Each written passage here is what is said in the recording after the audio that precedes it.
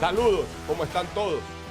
Aquí con el número uno en vigencia en televisión deportiva del país, como Vito Muñoz Ugarte, con un número uno como Esteban Drer, para hablar de los número uno a nivel mundial y en el Ecuador, los arqueros. Lev Ivanovich Yashin, la araña negra, arquero ruso, el primer arquero gigante que tuvo el fútbol, medía 1,90 m, vivió poco tiempo, apenas 60 años, murió amputado sus piernas, pero una leyenda viviente. Fue el primero que utilizó e impuso la línea negra, boina negra, buzo negro, pantaloneta negra y medias negras. O sea, verdaderamente que fue un hombre una leyenda, el mejor arquero, dicen, de la historia. Ganó una Eurocopa con Rusia y fue en su equipo leyenda en el Dinamo de Moscú, que visitó Guayaquil y que aquí Barcelona lo designó socio honorario. Pero yo voy a barajar para que usted me hable de otro arquerazo. ¿Cuál de todos? Gilmar Santos Neves do Brasil. Basta con decirle que fue bicampeón del mundo.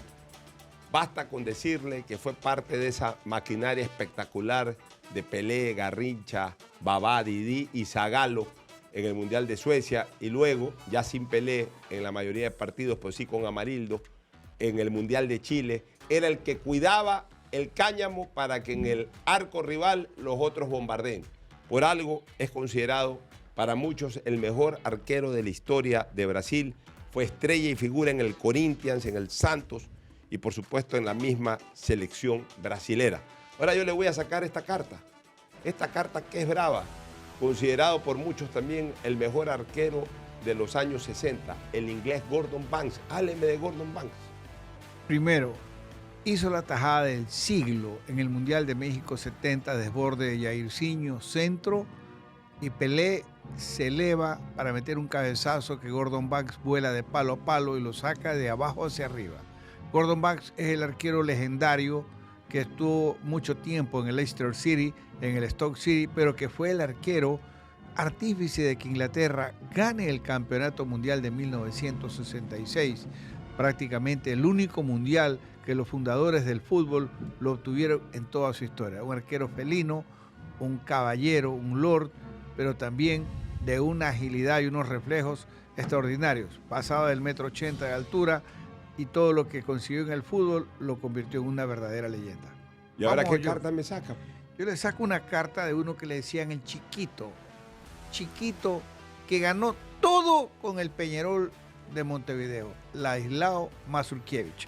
Un suplentito de Eduardo El Ñato García en un sudamericano sub-20 de por allá por el año 63, 64, pero que por esas cosas del destino, en un momento clave de una Copa Libertadores, cuando Peñarol peleaba su puesto en una semifinal, se va Luis María Maidana, el dueño del arco del Peñarol, y aparece Ladislao Mazurkiewicz. Pero se va borracho. Se va borracho y Mazurkiewicz se gana el puesto, juega contra todo pronóstico, semifinales, hace un partidazo y de ahí en adelante se convierte en una leyenda del fútbol uruguayo. Figura de ese Peñarol inolvidable de 1966, tapa el Mundial del 70 justamente a él. También Pelé le hace una jugada histórica en donde con el cuerpo lo amaga, la pelota la deja pasar entre él y Mazurkiewicz, luego la recoge hacia un costado y cuando la cruza al otro palo se va apenas desviado. Hubiese sido uno de los goles de mayor antología en la historia del fútbol. Mazurkiewicz fue un arquerazo en México 70, considerado el mejor arquero de ese mundial. Luego también tapó el mundial de Alemania 74 y realmente en Uruguay es hasta el día de hoy, tierra de arqueros, considerado el mejor arquero de todos los tiempos del fútbol uruguayo, después de Roque Gastón Maspoli, obviamente. ¿Qué me pone usted sobre la mesa? Tengo otra carta, una carta durísima, de un zorro, de un dueño total del arco italiano, el gran Dino Zoff, el zorro Dino Zoff. Udinese, Mantova, Nápoles y luego termina su carrera en la Juventus, pero consagrado como posiblemente el mejor arquero italiano de la historia, o uno de los dos mejores, porque luego vino uno tan bueno como él que también ganó un mundial. Dino Zoff es el arquero que a los 42 años de edad gana el Mundial de España 82, luego de que Italia se recupera en una muy mala primera fase con 3 pírricos empates, pero que con una defensa de hierro, con Bergomi, Colovati, Chirea, Cabrini, y teniendo en el medio campo a ese gladiador que era Tardelli, logra mostrar una verdadera columna de hierro y convierte a Italia en el campeón del mundo, porque adelante era espectacular. Caucio, Rossi y Graziani eran jugadores de otro nivel. Dino Zoff, un arquero que en los tres palos era imbatible. No era un arquero de salir, era un arquero debajo de los tres palos que dejó un legado inolvidable en Italia. Y ahora, ¿cuál es su carta? Tengo una carta de un arquero campeón del mundo también. A ver, dígame cuál. Nacionalidad argentina, que se lució en el Mundial de México 86. Don Neri Pumpido. Lo vi debutar con la selección argentina en competencias internacionales el 10 de agosto del 83 en el Atahualpa. La primera vez que pisé el Atahualpa para ver una selección ecuatoriana, en un duelo aparte con José Jacinto Vega. Le sacó 3 pelotas de gol, ya no pudo en la última, en el tiro libre que le dio el empate a Ecuador 2-2. De ahí en más, Pumpido fue figura y en ese Mundial de México 86 marcó su presencia. Mientras Maradona, de medio campo para adelante, armaba al equipo, desarmaba a los rivales y hacía los goles, Pumpido con Ruggeri lideraban todo el bloque defensivo, incluyendo también a Brown, tapando todo lo que tenía que tapar, mostrándose como gran arquero. Ese año fue campeón del mundo con Argentina en México. Ese año usted y yo lo vimos en el borde del campo en el triunfo de River sobre Barcelona 3-0 en el Modelo, el día que nos sacaron a nosotros 2 a botellazo limpio porque nos metían la culpa de la derrota de Barcelona. ¿Qué culpa teníamos nosotros? Bueno, esa noche, y luego usted lo vio coronarse a Pumpido campeón de América en Buenos Aires, y ese mismo año también Pumpido fue campeón del mundo con River en la Intercontinental. Pero aquí va otra carta, la de Bodo Illner, el alemán. Bodo Illner, un arquero que logró 2 grandes objetivos: ser campeón de la Champions con Real Madrid en 2 ocasiones y además ser campeón mundial de selecciones con Italia, con Alemania en el Mundial de Italia 90. Bodo Illner, un arquero que nunca lo olvidará la fanaticada del Real Madrid, un arquero de una enorme seguridad, reflejos, su volumen físico imponía enorme respeto. Termina su carrera viviendo hoy en Alicante, España. Yo le voy a sacar una carta. Esa es gravísima la que me va a sacar. Una carta fuerte y nos vamos con el octavo, ya se nos acaban las grandes figuras internacionales. José Luis Chilavert. La J del arco de Vélez y de Paraguay. La J. Vea, el arquero con más personalidad que yo he visto en la historia del fútbol. Más allá de que era un arquero que se ubicaba bien, no era un arquero espectacular, porque incluso no tenía la agilidad para volar de palo a palo, pero tenía la ubicuidad para estar donde la pelota le llegaba, pero sobre todo era un arquero con personalidad. Los equipos de Chilavert eran otro equipo cuando no tapaba Chilavert. El ánimo que les infundía, el respeto que se hacía ganar de los rivales, cómo los confrontaba con la boca, con su personalidad, ya era un hándicap para el equipo paraguayo, para Vélez o para los equipos en donde él tapó. Un arquero de lujo que tapó el Mundial del 98 en Francia y lo hizo de manera espectacular, y que también fue campeón con Vélez Sarsfield allá en el año 1994, campeón de la Copa Libertadores. Chilavert, un lujo de arquero, un arquero que para muchos es considerado uno de los 3 mejores arqueros del continente en la historia. Ahora yo le voy a mostrar otra carta que también es espectacular, de un arquero que para mí es el mejor de todos los tiempos. Es español y se llama Iker Casillas. Iker Casillas logró todo en el fútbol. Fue campeón de la Champions con Real Madrid. Fue además campeón del mundo con la selección española en el Mundial de Sudáfrica 2010. Iker Casillas, de verdaderos reflejos, porque él no es muy alto. Iker Casillas llega apenas al 1,82 m de estatura, pero que sus reflejos, su elasticidad, salvó a España en un enfrentamiento mano a mano con un delantero holandés en la final del Mundial de 2010, y lo enfrenta a Iker Casillas y le saca la bola. Hoy Iker Casillas es una personalidad, un hombre que hizo empresa, es próspero, sólido y dejó también un gran legado en el arco del Madrid. Yo le voy a sacar Su Mi nueva carta es una carta italiana, una carta de altísimo nivel, se llama Gianluigi Buffon. Es que hablar de Buffon es para mí es hablar de uno de los tres del podium de los arqueros de todos los tiempos. Ya usted habló de Iker Casillas, yo voy a hablar de Gianluigi Buffon y hay que mencionarlo a Sepp Maier. Gianluigi Buffon fue un arquero histórico. Primero, tapó 5 mundiales igual que Carvajal, pero a diferencia de Carvajal, este sí ganó un mundial.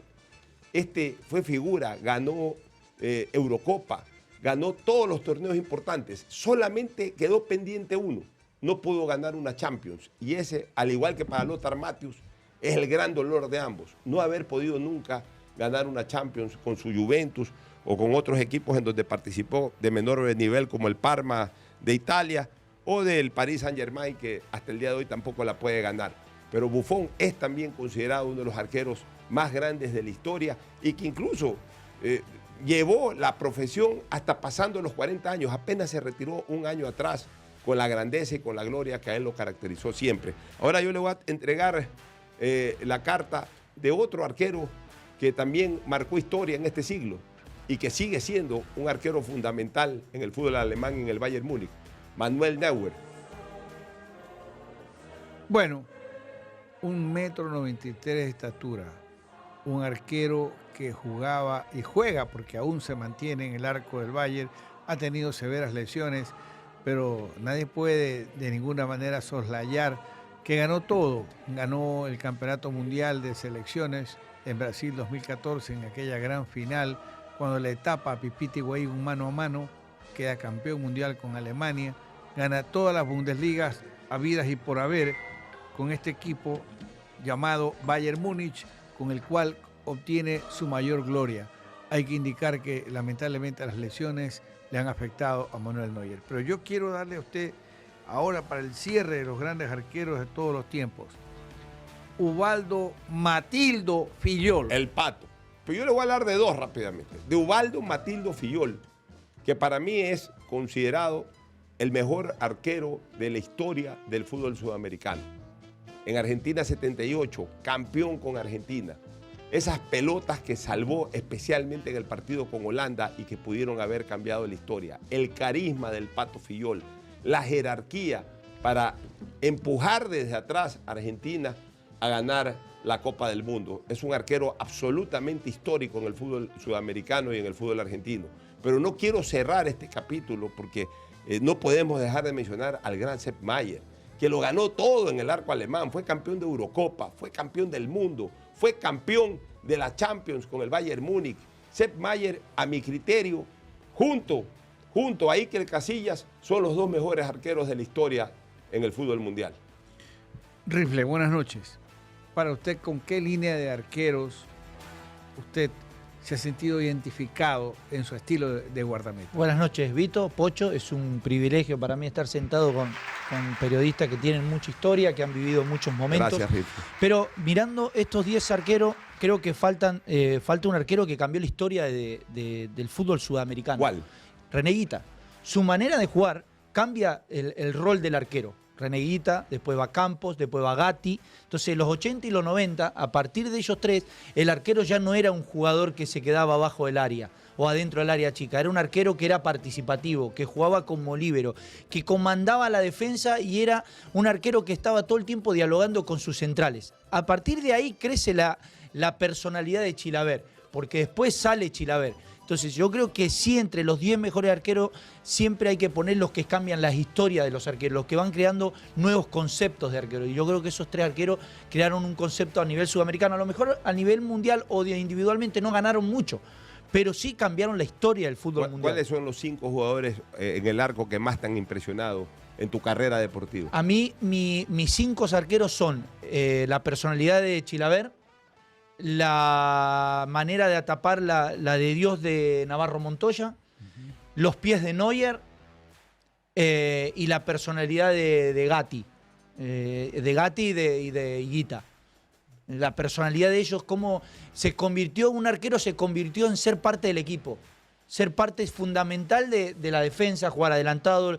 Ya las defensas jugaban más adelantadas porque el arquero estaba fuera del área. Entonces yo creo que fue evolucionando y después sí fueron saliendo como a lo mejor Casillas, Buffon, arqueros que son, o mismo Chilaver, que son que atapan por ubicación, pero arriesgar, salir a achicar, como lo hacía Higuita, como lo hacía Gatti, como lo hacía Navarro Montoya, como lo hacían muchos arqueros y los pies de Neuer, creo que fue evolucionando los arqueros. Una última pregunta de mi parte para que Vito también cierre con una pregunta. ¿Consideras que hemos sido injustos en no mencionar en este conjunto de arqueros a Oliver Kahn y al Dibu Martínez? Sí, yo creo que el Dibu Martínez no. El Dibu Martínez... un mundial argentino. Sí, pero se verá de acá unos 10 años. Pero Oliver Kahn era una bestia. Era técnicamente es un fenómeno. Yo me acuerdo, mucho lo veía, cómo él hacía la pala hacia adelante. Tuvo un arquero, Alejandro Limia, que estuvo mucho tiempo en Europa y la practicaba mucho, esa pala hacia adelante. Y Oliver Kahn, ¿se acuerdan? No rebotaba nunca. La única vez que rebotó fue en la final de la Champions y le hicieron el gol. Fue algo atípico, pero era un arquero seguro, sobrio, con personalidad, te mataba en los duelos. Sí, yo creo que es para nombrarlo. Gracias, Rifle. Vamos ahora a los arqueros en el nacionales. ¿Nacionales o extranjeros en el Ecuador? En el Ecuador. Un brasileño de apenas 1,70 m. Esta carta, sí. Esta carta que huele a pez. El pez volador. Helio Carreiro da Silva. Vino de Bangú, traído por Emilio Bacarizo Valenzuela, a tajar en Barcelona. No pasaba del 1,72 m de estatura, atento, Rifle, pero tenía unos reflejos, tenía una elasticidad, potencia para volar. Terminó siendo arquero de Ecuador en la eliminatoria que casi clasificamos a Inglaterra 66. ¿Qué sabe usted de Eliño? Eliño, por algo le decían el pez volador. Duelo aparte con el candado Mayereyer. Una de las pocas veces en que un duelo del fútbol se concentra a la distancia de un arco con el otro.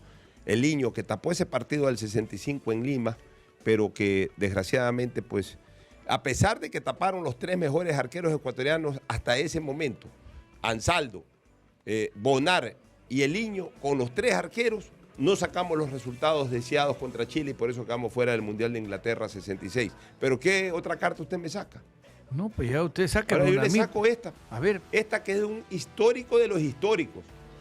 Un hombre que en Emelec se ganó el corazón de todos los eléctricos hasta el día de hoy. Primero con buen fútbol, luego con buena carne en Guayaquil. ¿Su nombre? Eduardo García Vergara. Llegó al país y lo vi debutar en una Copa Libertadores de América en 1968, atajando contra Nacional en Quito, cuando Melé paró una línea de 4 con Romanelli, José María Piris, Maridueña y el Conejo Mina. Eduardo García fue una de las figuras del sudamericano juvenil del año 1964, cuando Uruguay lo gana, y que tuvo algunas figuras que jugaron por acá, entre esos Nelson Alfano, Oscar Milber Barreto, el propio Eduardo García Vergara, que llegó acá y se quedó a vivir y fue enterrado en nuestro medio. En Melé lo consiguió todo, títulos nacionales, clasificación a siguiente etapa de la Copa Libertadores de América, fue también entrenador de Melé, fue dirigente de Melé y puso un negocio próspero. Finalmente abrazó la religión católica y ahora pues es un arquero inolvidable en la historia, quizá uno de los grandes de todos los tiempos que empezó a correr, Eduardo El Ñato García. Yo le voy a sacar una carta. A ver, por favor. Otro arquero de Melé, del Claro estilo sí. Drere, alto, muy alto, delgado, de gran agilidad. Yo le voy a decir de quién se Tarzán, trata. Sí, Miguel Ángel Onsari. Vea, mi vecino. A ver. Yo tuve la suerte el año 1979 de vivir en la calle Segunda de la ciudad de la Nueva Kennedy. Frente a mí vivía Trujillo. A la vuelta vivía Aníbal Civeira, que me enseñó a cobrar tiros de esquina. Y en la esquina, con la avenida San Jorge, donde hoy está la Fundación Ecuador, un local de la Fundación Ecuador, ahí vivía el Tarzán Miguel Ángel Onsari. Había sido arquero de Colo-Colo, en épocas en que de grandes equipos venían a equipos pequeños en el Ecuador. De repente se asoma aquí en 1978 en el Manta. Y la gente no se tenía la cultura internacional de ahora, pocos sabían que venía de Colo-Colo. pero ya en las canchas ecuatorianas, defendiendo la camiseta del Manta, comenzó a mostrar todas sus ejecutorias. Emelec lo contrata en el 79 y fue pilar fundamental para que el fútbol del Guayas y Emelec recuperen el título, el último en el 72, el siguiente en el 79, formando un gran sistema defensivo. Unsari en el arco, en la defensa José Marcelo Rodríguez, Jesús Montaño, Juan Manuel Sanz, y por izquierda marcaba este muchacho Quiñones o Miguel Cedeño. Unsari era un arquero espectacular. Mediocampo con Jorge Valdés, Juan Carlos Gómez, Carlos Torres Garcés y Ricardo Armendáriz, adelante Lupo y Miori. De memoria, ese equipo sensacional de 1979. Veo que usted más sabe de Emelec que de Barcelona. No, yo sé de fútbol, mi querido Vito Nelson, pero le quiero decir algo.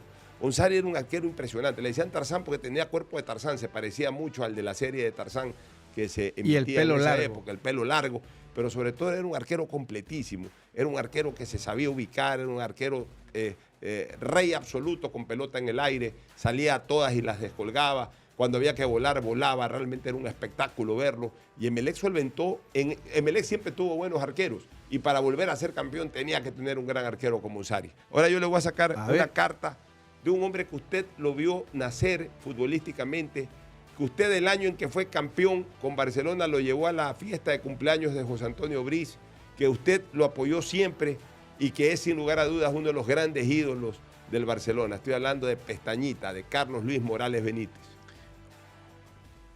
Hay un sentimiento especial porque vi nacer cuando era un niño de 16 años que entrenaba para ir al Juegos del Sur en Argentina, en Rosario y Córdoba.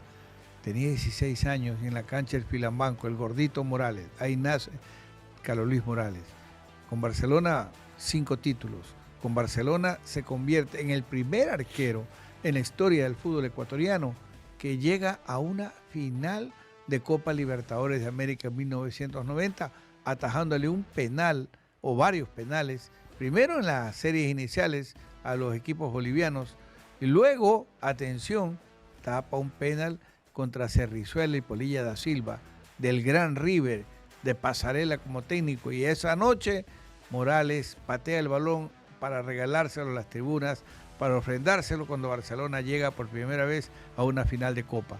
En las selecciones nacionales no tuvo tanta suerte, pero en cambio en Barcelona un verdadero ídolo, Carlos Luis Morales. Yo le voy a sacar una carta que verdaderamente es la competencia de Morales en la historia de Barcelona. José Pepe Pancho Ceballos. Para mí, José Francisco Ceballos es el mejor arquero de la historia del fútbol ecuatoriano, porque es el que más logros consiguió. Con Barcelona fue 3 veces campeón nacional y con Liga en una ocasión. Fue el primer arquero en clasificar a un mundial del fútbol, siendo figura en la eliminatoria. Inolvidables partidos, especialmente ese contra Brasil en Quito, en donde le saca una pelota a Romario que era gol seguro con cualquier otro arquero, en doble instancia. Luego tapa por Ecuador en el primer mundial. Y posteriormente, cuando todos decían después de una lesión, todo hacía parecer de que Ceballos se retiraba del fútbol, como el ave fénix resurge y por el apoyo que le da a Rodrigo Paz, se incorpora a Liga de Quito y es campeón de América de la Copa Libertadores, ganando en la definición de penaltis él y dándole a Liga lo que soñó siempre dárselo al Barcelona. Además, con Barcelona ya había estado en 2 finales, una como tercer arquero y otra como protagonista en la segunda final del 98. Además fue también campeón de una Recopa, fue campeón de una Sudamericana, es decir, todos los logros posibles que soñó un futbolista ecuatoriano lo logró Pancho Ceballos siendo figura en esos logros. Por eso para mí es el mejor arquero de la historia del balompié nacional. Ahora, otra carta, pero una carta que tiene aire fresco porque está aquí presente. Hábleme de un hombre que para mí tenía el mejor saque del planeta como arquero.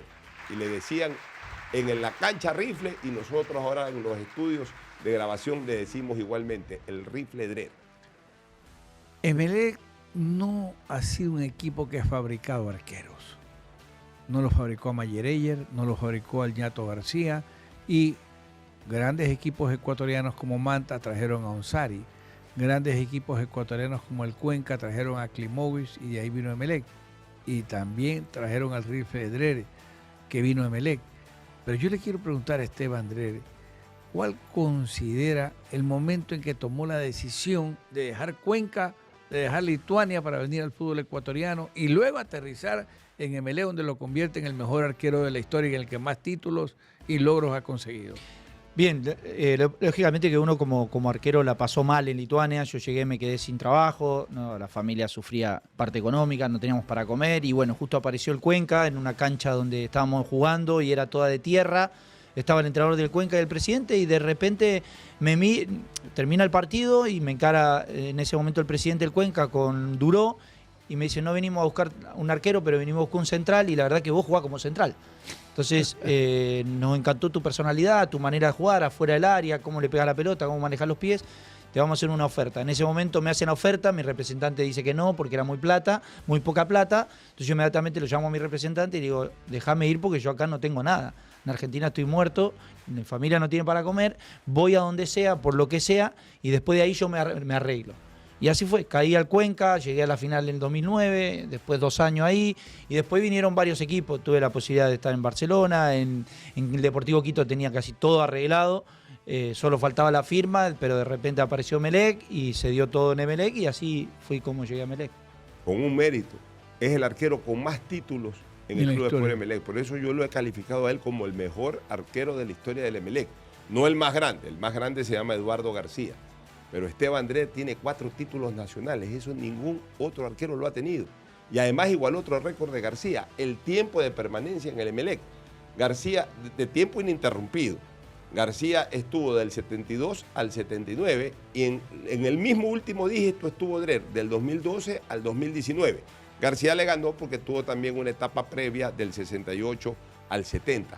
Pero el rifle Dret es un histórico del Emelec, que a lo mejor la hinchada no le da ese valor, primero porque ahora se metió de periodista y se resienten con comentarios, segundo porque la idolatría de Elizaga fue muy grande, hay mucha gente que lo compara y él pierde en la comparación con Elizaga. ¿En qué pierde? Pierde en el sentido de que a lo mejor Elizaga tenía más carisma que Esteban. Carisma que lo fue a sacar con el Deportivo Quito. Bueno, sí, pero la lealtad de Dret con su equipo y sobre todo los títulos hablan por él. Sin embargo, tuvo una despedida gloriosa cuando viniendo a jugar con Liga de Puerto Viejo, un amistoso previo a la pandemia, fue aclamado en el Estadio Capol. Pocas veces se ha visto una despedida con tanto cariño como le dio la hinchada del Emelec a Esteban Dret. ¿Qué delantero que enfrentaste en Ecuador fue el que tú decías, chuta, con este tengo que estar pilas? Blanco. Todos los clásicos me hizo goles. Blanco. Sí. El Zorro Blanco. Sí. Él cada vez que la tocaba era gol. Ya. Y una vez le gané un mano a mano en un clásico del Manta y se lo grité y le dije, por fin, todas las veces que traba, así me hacía el gol. ¿Qué defensa te dio más seguridad? Yo creo que el liderazgo que tenía Achillier, Nasuti, era... Después tuve muchos, Guagua, era el liderazgo. ¿Cómo defines tú a los arqueros ecuatorianos? El arquero ecuatoriano es un arquero que es muy buen arquero, es un arquero que a lo mejor tiene muy buenos partidos, pero tiene un error grosero, no tiene regularidad mental. Regularidad mental. Es una gran, la regularidad mental es no equivocarte y siempre estar entre 7 y 8. Nunca 10. A lo mejor nos pasa que los arqueros ecuatorianos están en 10 y de repente caen a 6. Entonces, eso es el equilibrio mental que necesitan todos los arqueros, que a lo mejor cada vez hay menos. En mi época había mucho más errores groseros.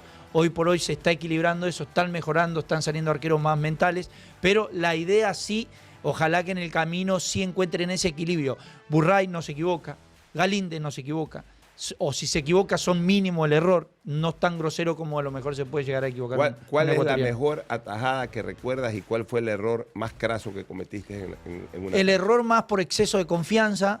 El gol de Liga. El gol de Liga, un exceso de confianza porque había sido figura el partido. Además que tu fuerte siempre era sacar la pelota. No, y aparte había sido figura y el exceso mío al Chino Luna, creo que fue el que te hizo el exceso mío a Rami.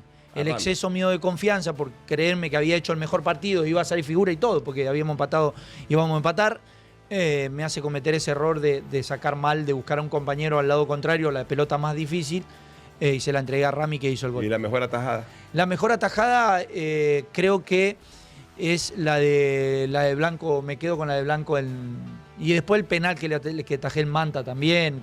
Hay varias que en mi retina están. Saque más cartas, señor Muñoz. Una carta sobresaliente. ¿Cuál? Se llama Alexander Dida Domínguez. Yo creo que hoy en día ya Alexander Domínguez es el arquero de todos los tiempos de Liga Deportiva Universitaria de Quito. Un arquero que lo ganó todo y que por su problema de nacionalidad no ganó la Copa Libertadores. No sé si a lo mejor con Domínguez la ganaba Liga, porque no tenía en ese momento la jerarquía que sí tuvo Ceballos. Claro.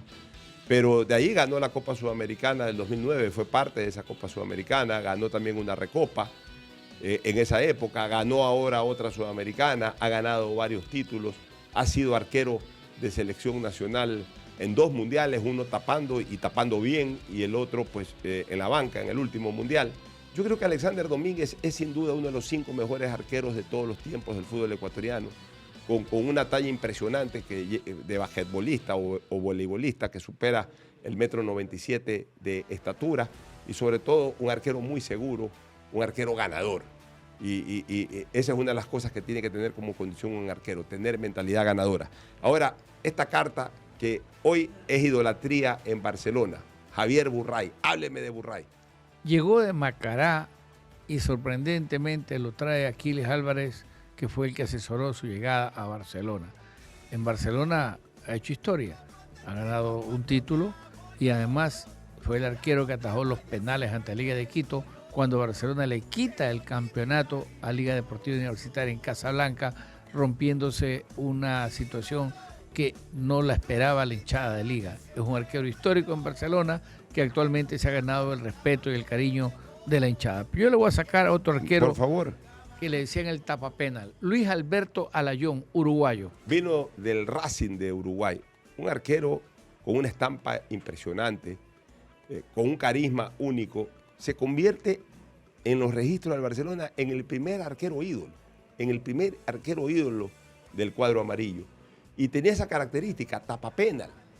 Era un arquero que tapaba muchos penaltis y penaltis decisivos como aquel que tapó en 1971 en Quito, en 1970 en Quito frente a la Liga Deportiva Universitaria de Quito y que le permitió a Barcelona ser campeón del fútbol ecuatoriano, dar inicio a ese brillante bicampeonato. Arquero que tapó en Copa Libertadores, participó en el equipo del 71 que llegó a la semifinal.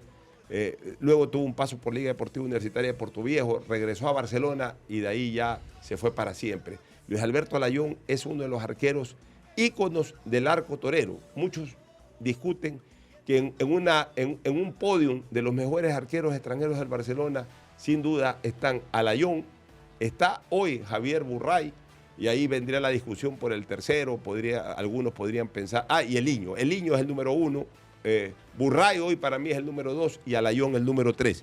Y ahora yo le voy a sacar esta carta, la carta de la suerte, porque era un arquero con suerte, lo apodaban el Tarrino, pero era un gran arquero y fue un brillante arquero de las ligas. Obviamente su mayor trayectoria en Liga de Quito, pero también en Liga de Portoviejo. Walter Maeso, un arquero histórico. Con él, Liga de Quito pasó a las semifinales de Copa Libertadores de América cuando tenía una defensa extraordinaria que le encabezaba Monseñor Luis de Carlos, Patricio Maldonado, un arquero de enormes reflejos que muchos decían tiene suerte. No, lo que pasa es que él sabía cómo llegaba a las bolas.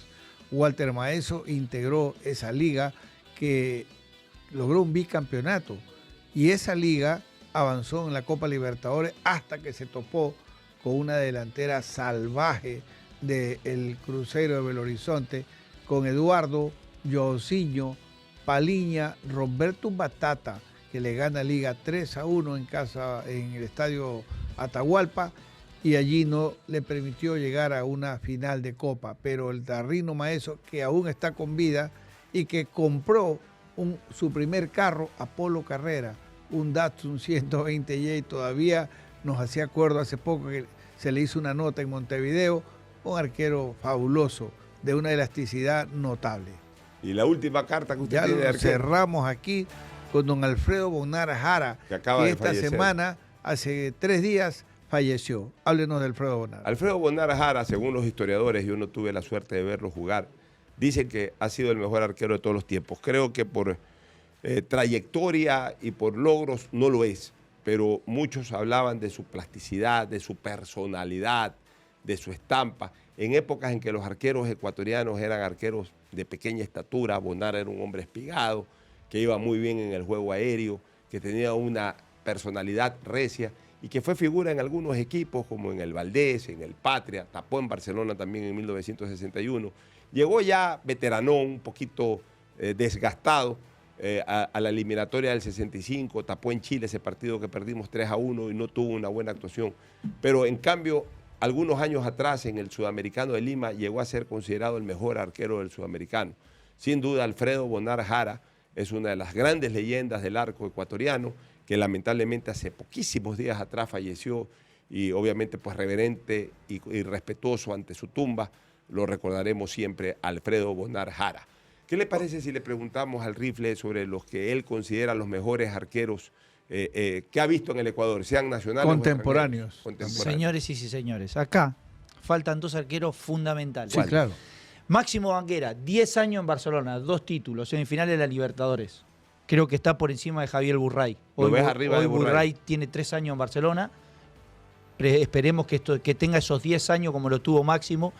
Y el otro, Giovanni Ibarra. 6 títulos nacionales, siendo importante en Nacional, en el Deportivo Quito. Creo que es parte de la historia del fútbol también. Y ahí tendríamos que agregar también, ¿sabes a quién hemos olvidado, Vito? Pero nunca es tarde. Carlos Kiko Delgado. Carlos Kiko Delgado también fue una leyenda en el arco del Nacional. Varias veces campeón, arquero de la selección en algunas eliminatorias y también en Copas América. Pero de los arqueros que te tocó lidiar frente a frente, ¿cuáles son para ti los 3 mejores arqueros en estos últimos 15 años del fútbol ecuatoriano? Los 3 mejores arqueros, Pancho Ceballos, Giovanni Ibarra y Máximo Banguera. Y de los extranjeros, porque los 3 son ecuatorianos. De los extranjeros, creería que lo que hizo Elizaga fue muy bueno. La personalidad, cómo administraba y cómo ayudaba al equipo, lo salvó del descenso, a Emelec. ¿A Climo cómo lo...? Climo, lo que pasa es que Climo no pudo tener la misma continuidad que tuvo en Cuenca. Le costó, y en Emelec tuvo esa lesión que lo marginó mucho tiempo. Y después, la realidad es que muchos arqueros extranjeros que hayan brillado, todavía a Burray le queda mucho tiempo por seguir. Galíndez es un arquero que ha marcado una historia, pero también no lo he visto en un equipo representativo con nivel presión. Fue campeón con Aucas. Sí, pero no en un equipo que a lo mejor tenga otra exigencia de presión. Gavarini sí es parte también de la historia, está, pero creo que sí me quedo más con Elizaga, ¿no? Señores, llegamos al final, tenemos preparado un material también de lo que hoy se considera el mejor nacimiento del fútbol, el hombre que le hace bien al fútbol, un jugador alemán fantástico, el Maradona de Europa nacido y del cual hablaremos en los próximos días. Por el momento, gracias Esteban. Gracias Pocho. Ha llegado a su final la columna de hierro. Puro fútbol. Un abrazo.